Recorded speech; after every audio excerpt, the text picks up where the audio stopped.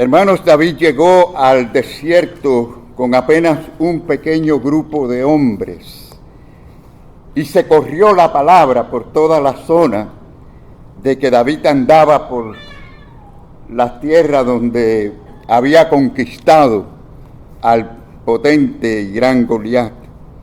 Y muchos vinieron en busca de él. Y pronto se reunió con él un ejército de 400 hombres. Vimos la semana pasada, hermanos, que todos estos hombres no eran candidatos ideales para un ejército militar. Desde el punto de vista normal, humano, estaban totalmente descalificados. Eran hombres llenos de deudas, hombres afligidos, bueno, en fin, descalificados desde cualquier perspectiva humana. Es extraño eso, ¿eh? Pero Dios tiene su manera de obrar, porque no se trata de lo que podemos hacer nosotros, sino de lo que Él puede hacer. Y ese es el asunto, hermanos. Dios no llama a los calificados, sino a los que Él quiere con propósitos divinos. Es decir, Dios es quien llama y escoge sin depender de la habilidad, de la inteligencia, de los dones que pueda tener o cualquier otra habilidad que el hombre tenga. Dice la palabra de Dios en Romanos, pues a Moisés dice, ¿cómo dice a Moisés, hermano? Tendré misericordia de quién, de quien yo tenga misericordia. Y me compadeceré de quién, de quien yo me compadezca. Y luego dice, así que no depende del que quiere, ni del que corre, sino de Dios que tiene misericordia. A Él sea la gloria siempre, hermanos. Ahora piense bien esto. Si Dios pudo comenzar una gran obra con esos hombres tan defectuosos como vimos la semana pasada, hermanos, esto no nos alienta a nosotros de lo que Él puede hacer con nuestra vida. Y no solo esto, de que Él puede multiplicar lo que Él mismo inicia. Él es quien produce el crecimiento. Es decir, Dios da el crecimiento, lo produce Él mismo. Ya vemos allí en las Escrituras, si vamos allí al capítulo 23, 1 Samuel, encontramos que llegó a tener de esos 400, 600 hombres. Y si vamos allí a Crónicas, a Primera de Crónicas, ¿saben cuántos hombres ya tenía? 288,000 hombres, organizados, por supuesto, en 12 divisiones de 24,000, para proteger a la nación. Es decir, hermanos, Dios añade a su obra lo que Él quiere, cuando Él quiere y para lo que Él quiere. ¿Cuántos decimos amén? ¿Saben? ¿No dice así el Señor en cuanto a la iglesia? El Señor añadía cada día a la iglesia. ¿Quiénes la añadía? A los que habían de ser salvos. El Señor está en ese negocio de añadir, de multiplicar, de convertir, de transformar. Ahora, piensen esto, hermanos, si Dios pudo hacer esto, por ejemplo, con los discípulos, que eran 12 hombres defectuosos y uno pues lo traicionó, y fundó su gran iglesia, hasta los días de hoy, Dios puede hacer cualquier cosa con tu vida, querido hermano. ¿Cuántos lo creen? Dígame. Él es quien produce el crecimiento, hermano. El crecimiento que viene de Dios es el que es bueno. Lo vemos allí en todo. O sea que la obra de Dios no depende de cuánto tenemos, cuánto podemos hacer los hombres, porque la obra de Dios, de verdad, hermanos, obra a través de la misma fe de los hombres. O sea, Él usa la fe, Él usa la obediencia nuestra Y eso es importante que lo entendamos. Obra internamente en nosotros para que a través de la obediencia Él pueda llegar a hacer sus propósitos divinos. Pero antes de que ese crecimiento ocurra, notamos que David tuvo que aprender a esperar. ¿A cuánto le gusta esperar? Por lo regular no nos gusta esperar mucho tiempo. Esa es la verdad, hermano, si somos sinceros. Yo quiero que sea ya, ahora. Pero quiero que sepan que esa espera en el Señor no es una espera pasiva, es una espera obediente. Por eso estamos enfatizando en la obediencia en la mañana de hoy. La obediencia sabe esperar, la verdadera obediencia sabe esperar. Dice la palabra que dijo, hasta que sepa lo que Dios hará de mí. Usted debe saber esperar, a ver cuál es el próximo paso, qué es lo que Dios tiene para ti, listo para obedecer al Señor. No vemos a David discutiendo allí, él simplemente estaba oyendo lo que Dios estaba diciendo. David no se adelantó a Dios, David no actuó con impulso emocional, David no se movió presionado por alguna persona. David estaba esperando, pero ¿saben qué? No estaba esperando con los brazos cruzados, que eso es muy diferente. Ya lo vimos en la historia. Mientras esperaba, ¿qué estaba haciendo David? David estaba formando, David estaba entrenando, David estaba discipulando a estos hombres que eran defectuosos en lo militar, en lo moral y en lo espiritual. Hermanos, tremendo ministerio. Imagínense que nos den ahora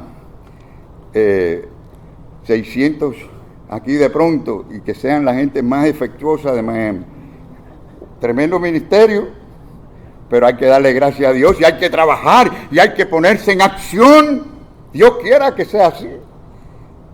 La obediencia, hermano, del ungido combina, fíjese bien, la obediencia siempre, la verdadera obediencia, ¿no? Combina la esperanza reverente, esa espera en Dios, con la acción responsable. No podemos confundir eso. Y es precisamente en esa obediencia, esa clase de obediencia que mezcla el saber esperar con la sensibilidad y la respuesta a la voz de Dios, la que vamos a ver en estos versículos de 3 al 5. Y en primer lugar, hermanos, tenemos la obediencia que nos saca de la cueva. La cueva, ya hablamos de eso la semana pasada bastante. La cueva es importante, pero tiene su tiempo.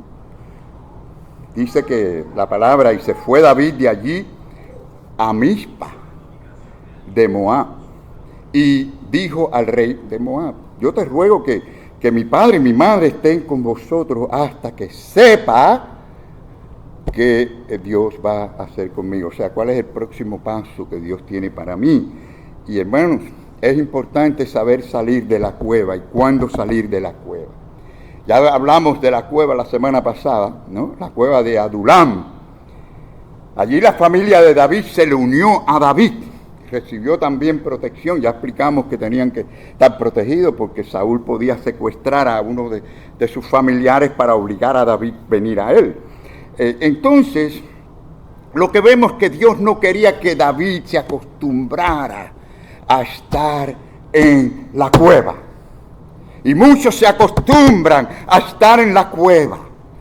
La cueva puede ser un momento muy importante y muy espiritual y muy bueno, porque la cueva fue un lugar de comunión, de separación, de revelación de Dios, de dirección hacia dónde ir. Es decir, que puede representar nuestra búsqueda de Dios, nuestra adoración, como estamos aquí. Bueno, podemos hasta llamarle este momento un momento de cueva.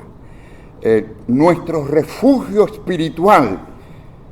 Pero hermanos, no es el lugar para quedarse, es un lugar solo para ser formado en un momento dado, en un tiempo. Y vemos que la cueva sí es buena, fortalece la cueva, pero no define al creyente. Es un lugar para ser formados por Dios, hermanos, nos prepara, pero no nos puede detener. Hay que salir. Y aunque la cueva es necesaria, la obediencia, escuche bien, la obediencia siempre nos mueve hacia adelante. El que sale conforme entró, ese no está siendo obediente. La obediencia verdadera nos mueve a salir, a hacer lo que Dios quiere que hagamos. Entonces somos llamados, hermanos, ¿a qué? A la acción. El pueblo de Dios tiene que ser un pueblo de acción. El creyente debe ser un hombre, una mujer de acción para las cosas de Dios. David no podía quedarse en esa comodidad de ese lugar que se sentía seguro con sus 600 hombres protegidos en un lugar muy especial. La comodidad emocional, ¿no? Pero los llamados de Dios no somos llamados a la inactividad, sino al movimiento. Y claro que todo tiene su tiempo. Hay tiempo para prepararnos, pero hay tiempo para trabajar y para luchar. Y la cueva es un tiempo de restauración. Mientras que la obediencia, hermano, la obediencia nos levanta. Nos levanta cuando Dios dice sal. Y hay que estar listo para eso. So obedience moved us when comfort tries to hold us. Dice la palabra en Filipenses, dice, porque Dios es el que, para que no se equivoquen, Él es el que produce, o sea, en vosotros produce. ¿Qué cosa produce Él? El querer como el hacer por su buena voluntad. Es decir, primero tiene usted que querer. Si usted no quiere, usted no va a hacer. Si usted no quiere orar, usted no va a orar. Si usted no quiere servir, usted no va a servir. Él produce el querer. Esa es la evidencia de que Dios está obrando en su vida, en su corazón. Un deseo de leer la palabra, un deseo de orar, un deseo de clamar a Dios, porque lo necesitas. Él produce eso. Eso no es porque usted sea mejor que nadie. Dios lo produce, dice así la palabra. La evidencia de que Dios nos encontró como ovejas perdidas es precisamente que Él produce en nosotros el querer como el hacer. Y cuando obedecemos, hermanos, ese impulso divino de Dios nos lleva a lugares más altos. Y allí está el lugar más alto a donde fue David. Fue a Mizpa. Y Mizpa quiere decir un lugar más alto. ¿Cuántos queremos ir a un lugar más alto? Que el Señor nos lleve a otro escalón. Tenemos que saber ir a Mizpa cuando Él nos dice que vaya allí. Entonces vemos, hermanos, que el Hijo de Dios, el ungido en este caso, no vive dormido en lo espiritual, sino vigilante.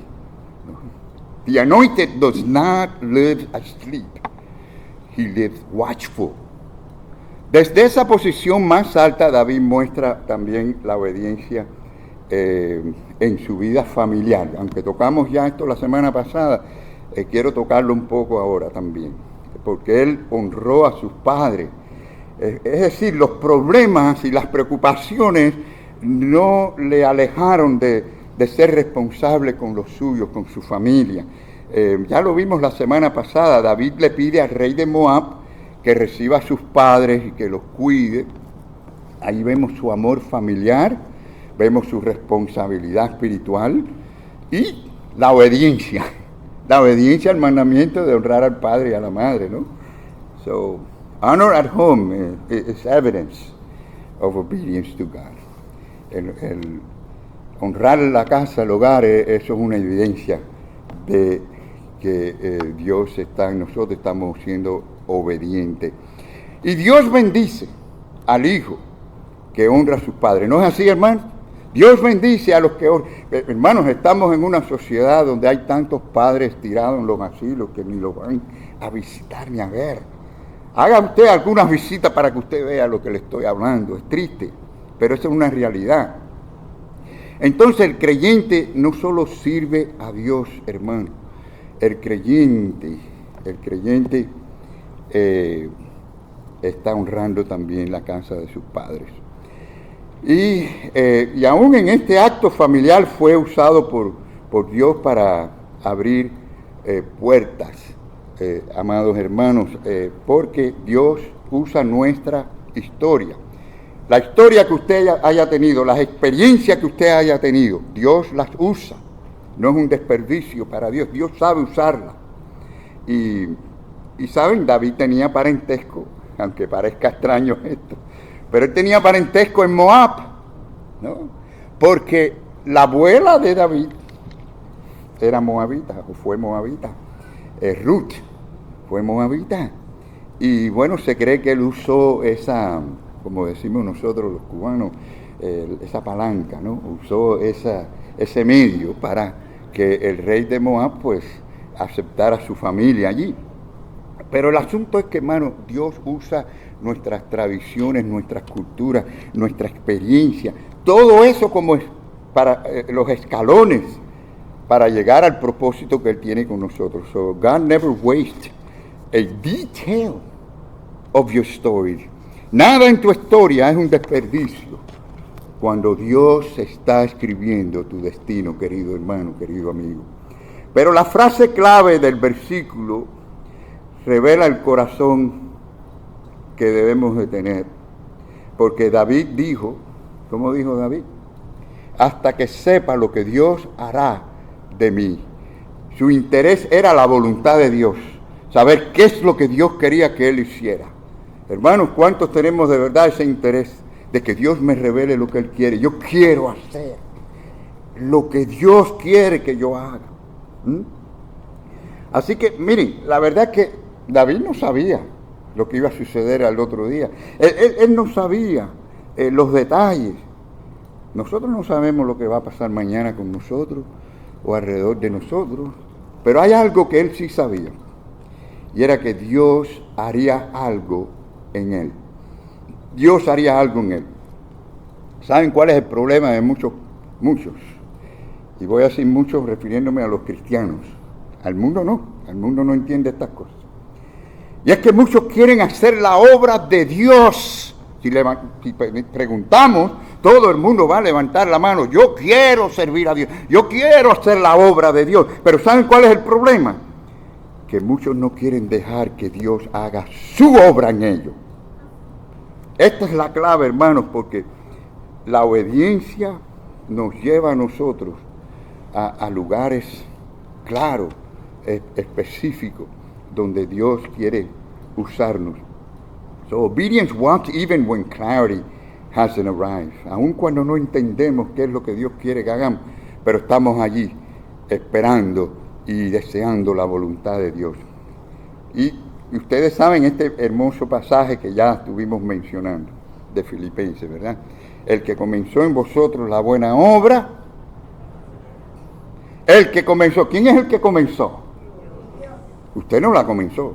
Usted no comenzó nada bueno en su corazón. Lo comenzó Dios. Y el que lo comienza, lo termina. Lo lleva hasta donde Él quiere. Hermanos, Dios es el iniciador de toda buena obra. ¿Usted quiere buenas obras en su vida? Tiene que ser Dios el que obre en usted. Usted tiene que dejar que Él obre en su corazón, en su mente. Y qué maravilloso ese Dios que obra en el corazón del hombre, aún en los hombres que están muertos espiritualmente. Él obra. Y esa obra interna es la que cuenta, es la que produce vida. Y esa vida espiritual es la que es sostenida por esa preservación divina de Dios. Nosotros creemos en esta doctrina de la perseverancia de los santos, los hijos de Dios. ¿Por qué ellos perseveran, hermano? ¿Por qué perseveran?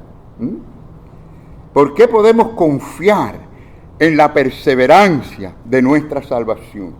¿Saben por qué? Porque ya lo dijimos, la salvación comienza con Dios. El que comienza esa obra, Él la va a terminar, Él la va a perfeccionar. Es decir, si Él comenzó, lo comenzó no para fracasar, sino para perfeccionar. Es decir, nos guiará a la madurez espiritual. Y es por esa razón que la perseverancia de los santos se debe enteramente, no al esfuerzo del hombre, no a los sacrificios, no a las buenas obras de los hombres, sino a la preservación misma de Dios por medio de la obra del Espíritu Santo. We persevere because God preserves. Perseveramos porque Dios preserva. ¿Y cómo yo lo sé, hermano? Mira, hay muchos pasajes bíblicos, pero les voy a dar aquí uno. Les voy a dar uno. En Juan 10, 28, dice Jesucristo hablando de sus ovejas, que Él las tiene en sus manos. Dice, nadie las arrebatará de mi mano. ¿Ustedes creen que esto no es seguridad? Quiere decir que los que estén en las manos de Cristo, no hay quien se las quite, ni el diablo puede quitarse. Están asegurados en sus manos. Allí está la preservación, hermano. Así que sepa esto, que la salida de la cueva no depende de su fuerza, no depende de su obra, sino de la obra continua del mismo Dios que tiene propósito con nosotros. Pero de nuestra parte hacia Dios, tenemos que obedecer.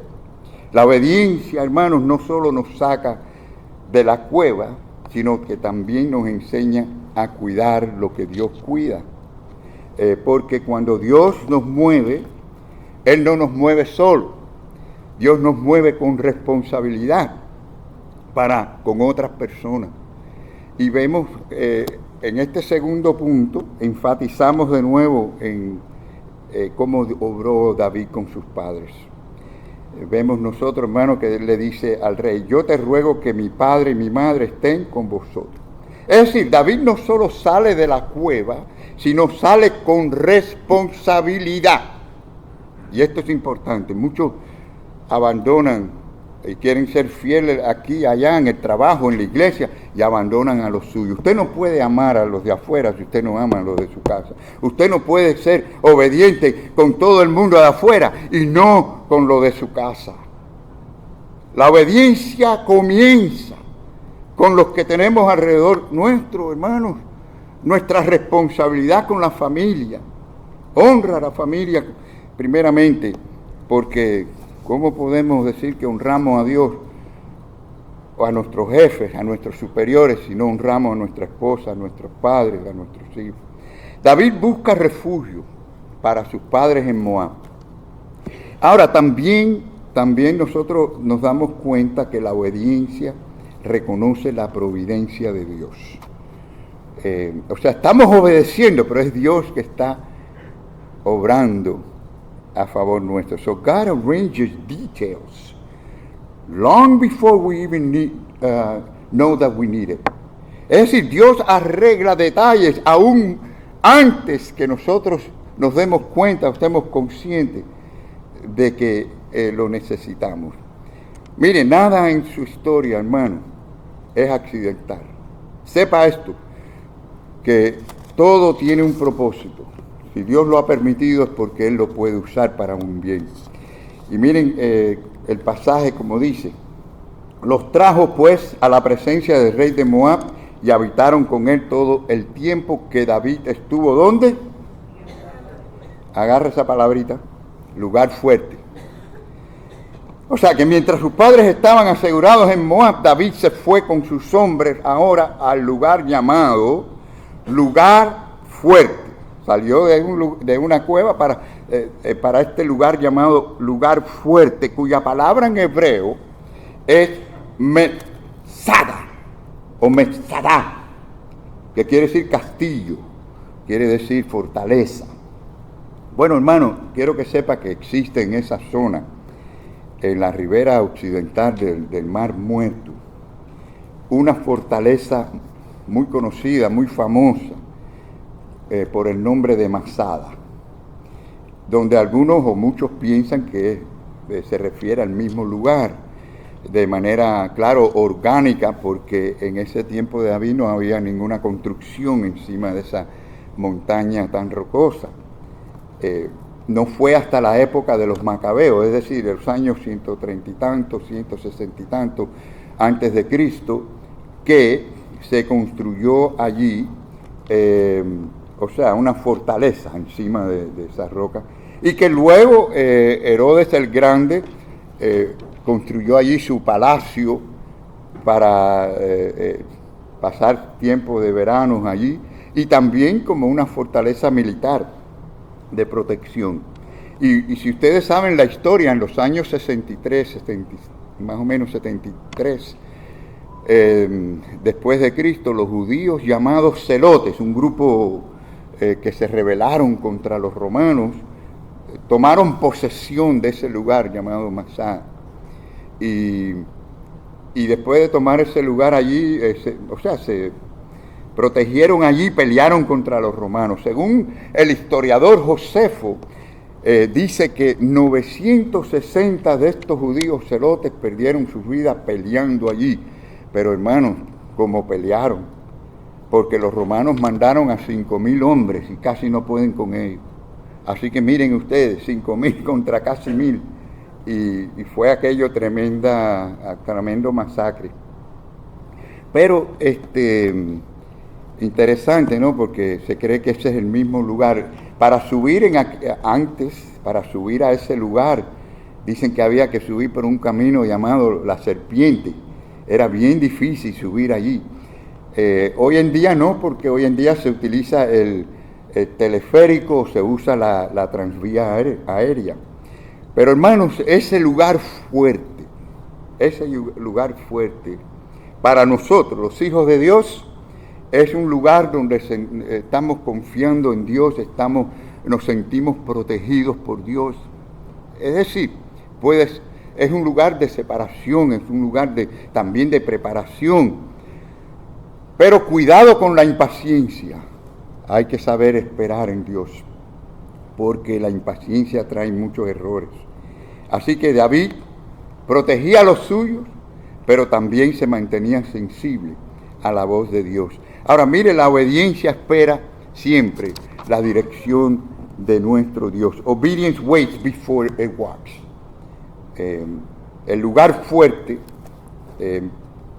puede ser un lugar de preparación, y mientras más usted se prepare, mientras más usted adquiera conocimiento de la palabra de Dios, pues Dios puede utilizarlo usted con mayor efectividad. Y esa sensibilidad se vuelve crucial cuando Dios habla por medio de los hombres escogidos, como en este caso los profetas. Y vamos a este último punto, porque ahí vemos la obediencia que responde a la voz de Dios. Y esto es lo importante, que usted hoy, antes de salir de aquí, salga respondiendo a lo que Dios le esté diciendo. Hermanos, en la vida de David hubieron 3 profetas muy importantes, que influyeron en la vida de David. Samuel, Gad y Natán. Estos 3 profetas fueron fundamentales. Ahora, en este momento, le estaba hablando el profeta Gad. Era el que le estaba dando la revelación. Posiblemente él fue uno de esos estudiantes en la escuela profética de Samuel, así se cree, pero más tarde Gad fue llamado el vidente o el consejero del rey David, el consejero espiritual. Interesante, ¿verdad? Pero miren, Dios cuando habla, cuando Dios quiere decirle algo a usted, se lo dice con claridad, no hay confusión. Él no le habla en jerigonza, Él no le habla de manera extraña, Él le habla para que usted esté seguro y sepa qué es lo que Él le está diciendo. Y el profeta Gad trae una palabra directa. Miren cómo le dice, ahora estaba con todos esos hombres preparándolo, estaba ya acomodado allí en Mizpa, y de pronto viene el profeta y le dice, mire, Dios me ha dicho que no te estés en este lugar fuerte, por bueno que sea, por protegido que tú estés, no puedes quedarte aquí, anda y vete a tierra de Judá. Imagínense ustedes, más cerca ahora de Saúl. Pero, when God speaks, clarity comes. Dios sabe por qué hace lo que hace. Y, hermanos, no es cierto que Dios no siempre nos explica las cosas.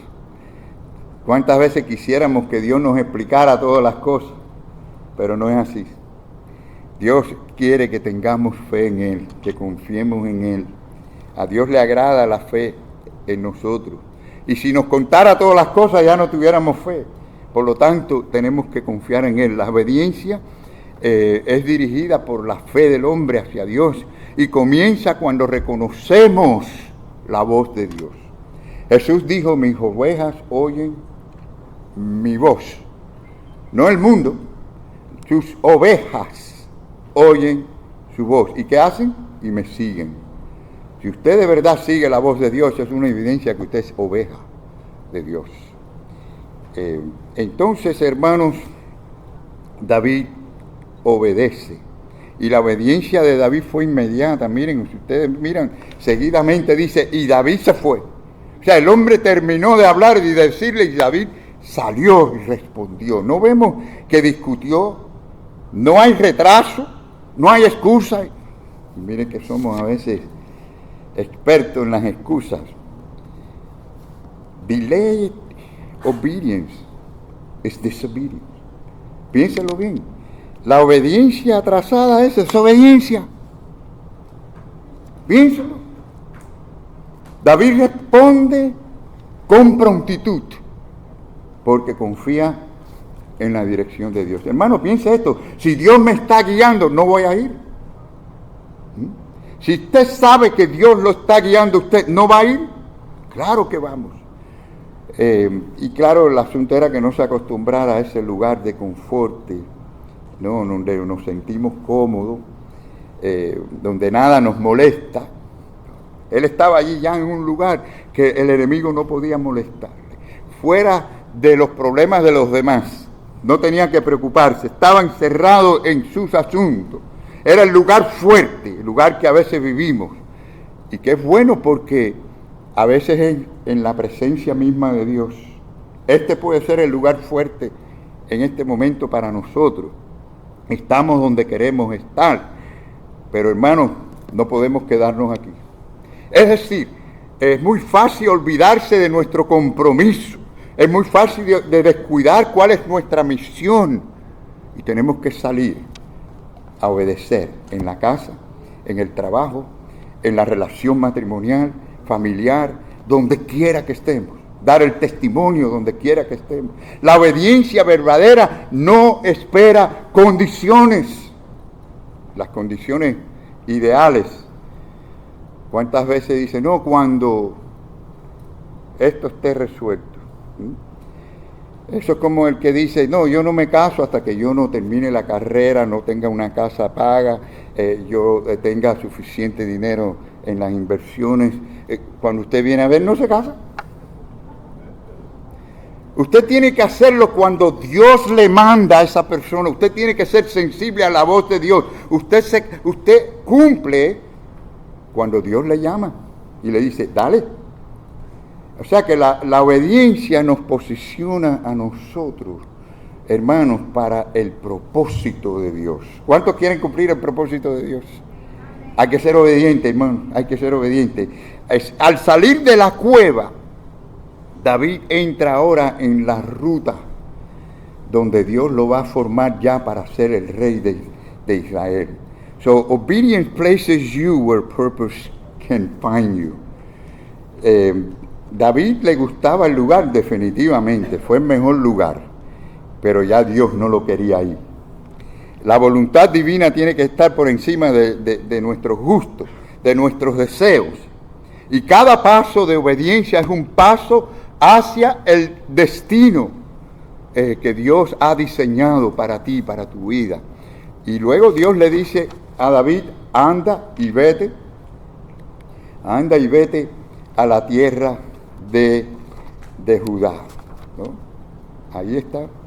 Hay que tener oídos, hermanos, hay que tener oídos para oír la voz de Dios. Diferente a Saúl, ya no oía la voz de Dios. Pero miren algo interesante aquí. Vamos a terminar con esto. David, ¿qué hizo David? Se fue enseguida y vino al bosque de Jared. Tremenda ruta, miren la ruta, hermano. Tuvo que dar la vuelta al mar muerto y llegar hasta allá, hasta el bosque de Jared. Y ya son en Judá, hasta ahora en Judá, ¿no? Allí buscó el lugar apropiado para refugiarse, pero fue según la voluntad de Dios. Desde el punto de vista de la lógica humana no era lógico ir hacia donde estaba su enemigo. ¿Qué les parece? Siempre debemos estar en la espera para cuál es ese próximo paso que Dios quiere que nosotros demos, no importa dónde sea, hermano. Permítanme concluir. Hermanos, David no se convirtió en el rey según el corazón de Dios, simplemente porque era un hombre valiente, o porque era atractivo, o porque tenía carisma. Se convirtió en ese hombre porque fue guiado por la gracia de Dios a obedecer a Dios. Es decir, obedeció saliendo de la cueva, obedeció protegiendo a su familia, obedeció respondiendo a la voz de Dios. ¿Estás listo para responder a Dios en esta mañana? Greatness is built on obedience. La grandeza se edifica sobre la obediencia. La grandeza espiritual se edifica de esa manera. La obediencia de David no fue perfecta, lo sabemos. Ninguno de nosotros aquí somos perfectos. Nuestra obediencia no es perfecta, pero sí constante, hermanos. Así es como debe ser. Y esa obediencia lo llevó desde la cueva hasta el trono. Hermanos, que Dios nos conceda a nosotros esa misma obediencia. La que sale, la que protege, la que escucha, la que responde a la voz de Dios, la que nos posiciona para su propósito eterno. Que Dios, con su manantial de toda gracia, nos guíe a nosotros a obedecerle y a ser formados para su gloria, hasta el día en que Él nos lleve a nuestro hogar celestial. Amén.